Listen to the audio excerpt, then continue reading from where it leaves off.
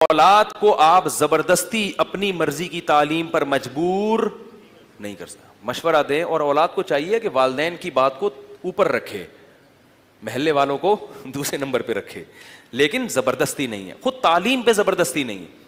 چند سال پہلے یہاں ایک لڑکے نے خودکشی کی ہے, اتنا فورس کیا A1 گریڈ آنا چاہیے, A1 وہ اس کا بیچارے کا دماغ چل نہیں رہا پڑھائی میں, اس کو سمجھا نہیں چل رہا بھائی. اس کو قدرت نے مزدور بننے کے لیے پیدا کیا, اس کو میکینک بننے کے لیے قدرت نے پیدا کیا ہے, نہیں چل رہا اس کا دماغ, تو نہیں چلا, وہ امتحان میں فیل ہو گیا. تو اس کو جب رپورٹ کارڈ لے کر گھر آ رہا تھا, اس کو پتا تھا کہ اتنا دباؤ آئے گا نا میرے اوپر باپ اور ماں اور رشتہ داروں کی طرف سے, اس نے جا کے خودکشی کی ہے.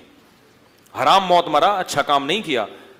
لیکن آپ اتنا زیادہ اگلے کے اوپر بوجھ کیوں ڈال رہے ہو بھائی؟ اس کا دماغ نہیں چل رہا تو کیوں زبردستی گھسیٹ رہے ہو کہ نہیں کرنا ہے؟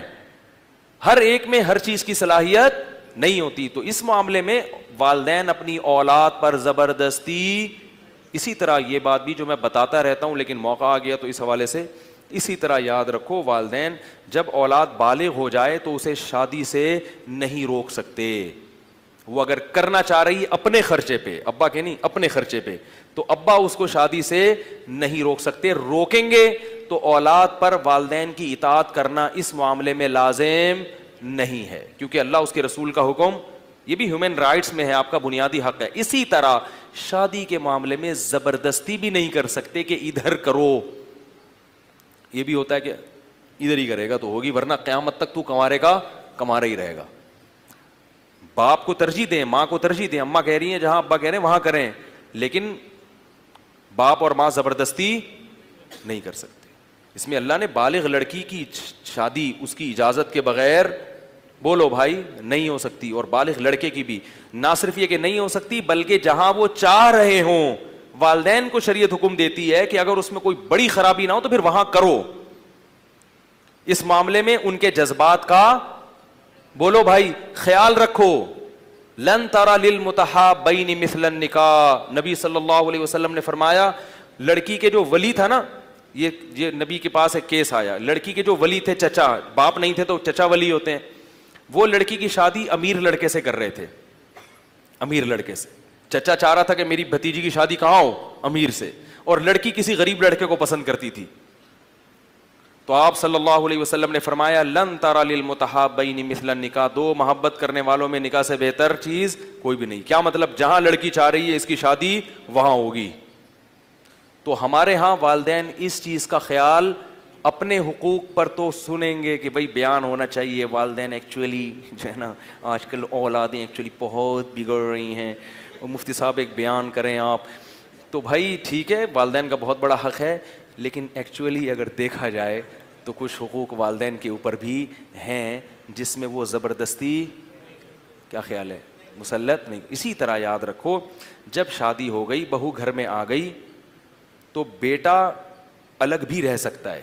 بڑے خطرناک مسائل چھیڑ رہا ہوں, ڈر بھی لگ رہا ہے. بیٹے کو چاہیے کہ باپ کے ساتھ اور ماں کے ساتھ ہی رہے, چاہیے. یہ جوائنٹ فیملی میں جو برکات ہیں وہ اکیلے رہنے میں حاصل نہیں ہوتی, بڑی برکتیں ہیں. اور ماں باپ کو خوش رکھو گے ان کے ساتھ رہ کر تو بڑا نوازے گا اللہ, دنیا میں بھی آخرت میں بھی. لیکن اس معاملے میں بھی والدین زبردستی نہیں کر سکتے. اگر بیٹا چاہتا ہے کہ میں الگ رہوں بیوی کو لے کر, کیونکہ مسائل بڑے ہوتے ہیں جوائنٹ فیملی میں, پھڈے بازی, وہ ایک مصیبت میں پڑ جاتا. گھر میں جب آئے گا تو پتہ ہی نہیں چلتا کہ اماں صحیح ہے کہ ابا ہیں یا بیگم صحیح کہہ رہی ہے. تو وہ اپنی بچوں کی تربیت بعض لحاظ سے کرنا چاہتا ہے, اس میں رشتہ دار نہیں کرنے دیتے ویسی تربیت.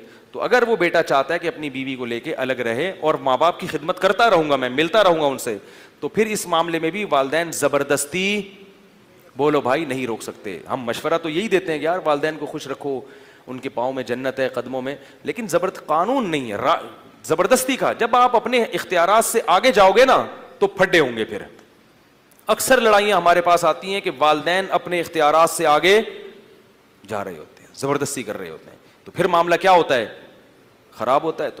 تو پھر بھی آپ اپنے حقوق ادا کریں, پھر بھی والدین اولاد حقوق ادا نہیں کرے گی تو اللہ کی اس پہ لعنت ہوگی.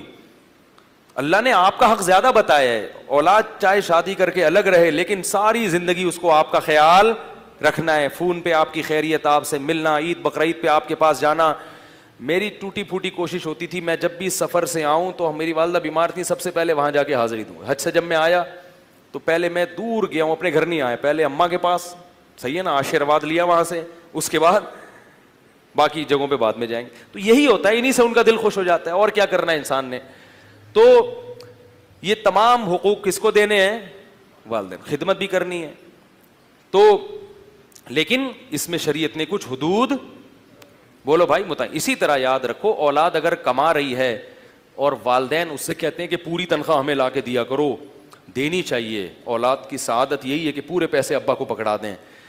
لیکن اگر ابا کی اپنی سی آمدن ہے, اپنی کوئی ذریعہ ہے, اکاؤنٹ میں پیسے ہیں, تو وہ اس معاملے میں اولاد پر زبردستی, بولو بھائی, کیونکہ ہر آدمی پر سب سے پہلے اپنے پیسوں سے اپنا خرچہ واجب ہوتا ہے. جب آپ کے پاس ہیں تو پہلے آپ پر اپنے پیسوں سے ہے, نہیں ہے تو پھر آپ کس سے مانگ سکتے ہیں؟ بیٹے سے مانگ سکتے, ٹھیک ہے نا. تو پھر بھی بیٹے کو چاہیے کہ وہ ابا سے پوچھے بغیر ہی, ابا کے مطالبے کے بغیر ہی دے دیے. لیکن یہ تو اخلاقی چیزیں ہیں نا, قانون نہیں ہے. لا یہ ہے کہ آپ کے پاس جب پیسے ہیں تو آپ زبردستی بیٹے سے پیسوں کا مطالبہ, کیونکہ ایسے کیسز بھی آ رہے ہیں یار, ابا کے پاس اتنے پیسے, ابا کہتے ہیں آدھی تنخواہ مجھے دے دیا کرو یار. تو ابا تو اب دنیا سے جانے والے ہیں, ہم نے تو اب جمع کرنا ہے نا, بچانا ہے بھی, سارے ابا ہی کو پکڑا دیں. اور ابا لے کے پھر کیا کر دیتے ہیں؟ گٹکے میں. ایسے ابا بھی ہیں مارکیٹ میں, اللہ تعالیٰ معاف فرمائے. ہاں, گٹکے میں حکے میں اڑا دیتے ہیں ابا. تو وہ بیچارہ خون پسینے کی کمائی ہے, ابا کیا کر رہے ہیں, صبح شام بیٹھ کے حکے پی رہے ہیں. تو میں کہتا ہوں یار نہیں دو, ابا کے پاس جب اپنے پیسے ہیں نا, ابا سے کہو ابا 5-6 حکے اس سے اور خرید لیں, جب یہ ختم ہو جائیں پھر انشاءاللہ میں آپ کے ساتھ. تو آپ تو جمع ہی کرتے چلے جا رہے ہیں.